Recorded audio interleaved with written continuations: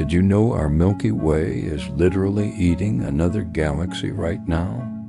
Meet the Sagittarius Dwarf Galaxy, a small, old galaxy slowly being torn apart by our Milky Way's gravity.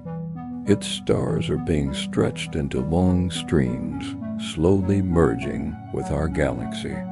This cosmic cannibalism is how the Milky Way grows bigger over time, adding stars from smaller galaxies.